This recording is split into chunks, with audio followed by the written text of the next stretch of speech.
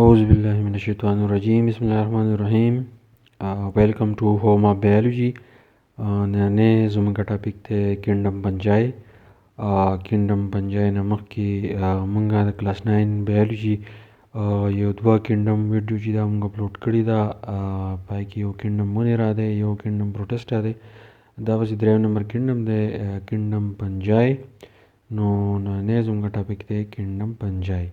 نو د دې یو څو کرکټر دي چې هغه د کلاس 9 په لیول باندې ډېر زیات اهم دي، او کم کرکټر چې زه تاسو ته وایم نو دا پوره هم دي.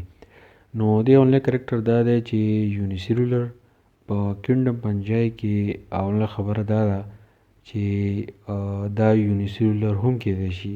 یونیسیلولر داسې کېدای شي لکه کم نه کې چې تاسو شین پشم تاسو ووینئ، یا تاسو ډبل روټۍ یا روټۍ کولاوه کېدئ یو څو ورځو دپاره او هغه تاسو استعمال نه کوئ، نو په هغې باندې له پاسه شین پشم راځي، نو هغې ته موږ یونیسیلولر پنجای وایو. یا د دې بل اګزامپل دی ییسټ سیل، هغه یونیسیلولر پنجای دی. دا خو یا زموږ سره یونیسیلولر او یا ملټي سیلولر یوکیریوټس وي. ملټي سیلولر یوکیریوټس مطلب دا دی چې دا ډېر زیات غټي او موږ اینو هم لکه څنګه زموږ سره خریړی شو، موږ ورته مشروم وایو، نو هغه د ملټي سیلولر یوکیریوټس اګزامپل دی.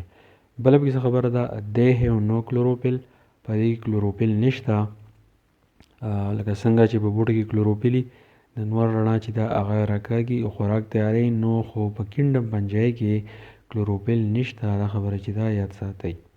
نو چې کلوروفیل پکې نشته نو دوی خپل خوراک څنګه حاصلوي؟ they live as saprophytes.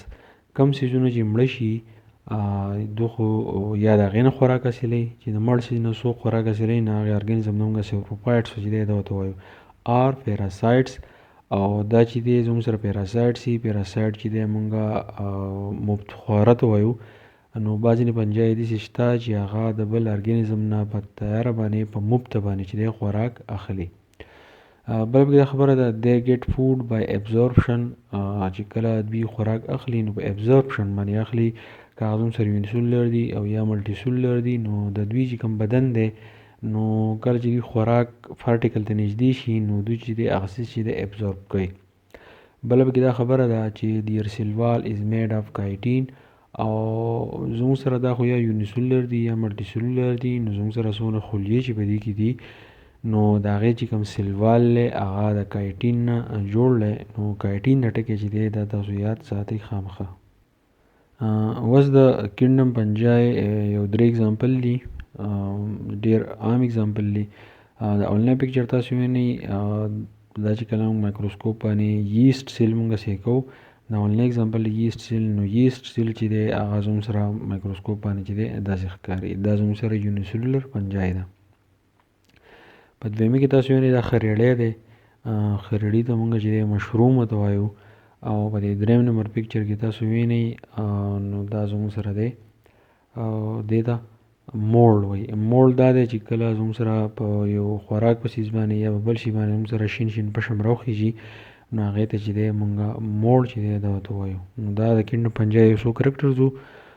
نو دا یو مختصر شانتې ویډیو وه، کلاس 9 په لیول باندې دا پوره ده. که زما ویډیو ستاسو خوښه شوي نو زما چینل چې دی ضرور سبسکرایب کړئ. تھینک یو، ډېره زیاته مننه.